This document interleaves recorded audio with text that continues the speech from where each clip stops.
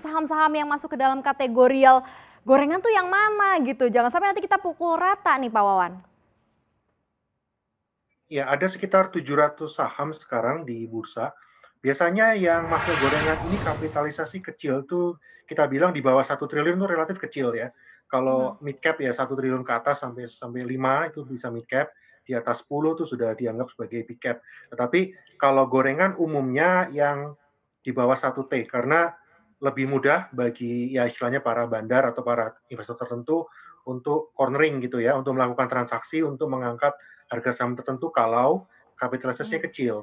Kalau sebagai gambaran saja yang sekarang terbesar di Indonesia itu adalah saham BBCA, itu kapitalisasi 700 triliun untuk sekarang. Jadi kalau mau goreng BCA yaitu dan yang dibutuhkan akan besar sekali. Tapi kalau Mhm. saham ya LAK misalnya LUCK yang sedang heboh juga sekarang, itu Mhm. kapitalisasi sekitar 200-an miliar saja, 200 miliar. Jadi Oke. kalau kita bicara mau goreng saham LAK, ya mungkin dengan modal 30, 50 miliar sudah bisa begitu ya.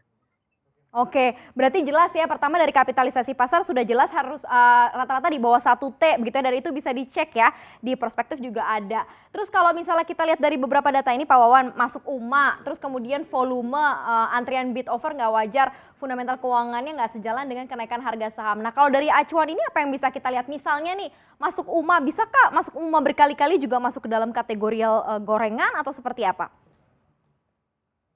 Ya, UMA itu kan, unusual market activity ya. Biasanya ini yang terjadi adalah suatu saham itu harganya naik tinggi atau turun tajam gitu, tanpa ada, eee, berita fundamental yang rilis resmi dari emitennya. Biasanya oleh bursa akan jadi UMA dulu. Jadi di-stop dulu perdagangannya, terus diminta emitennya untuk melakukan public expose, untuk menerangkan, sebenarnya Mmm. kondisi perusahaanmu seperti apa sekarang, kenapa kok sahamnya bergerak sangat, tidak wajar gitu ya.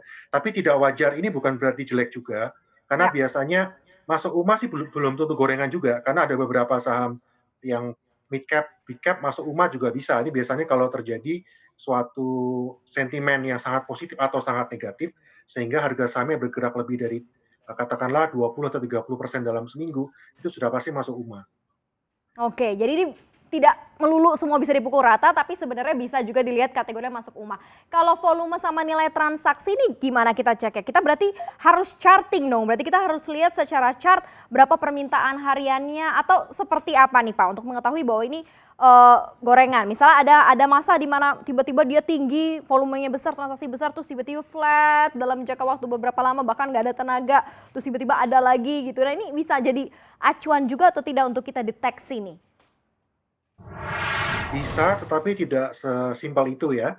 Jadi, tidak hanya volume saja, tapi juga harus dilihat berapa investor yang bertransaksi. Biasanya ini bisa dicek berapa broker yang mentransaksikan saham itu. Kalau transaksinya besar sekali, ramai, tapi brokernya cuma satu atau 2, ini juga bisa dicurigai sedang digoreng begitu ya. Jadi, satu itu bisa volume, kalau tiba-tiba ada kenaikan signifikan bisa dicek. Ini akan bisa dilihat dari website bursa sebenarnya ada, atau juga ada beberapa software tentang, saham yang free sebenarnya, tapi kita juga bisa lihat secara harian itu sebenarnya volume transaksinya ada kenaikan atau tidak.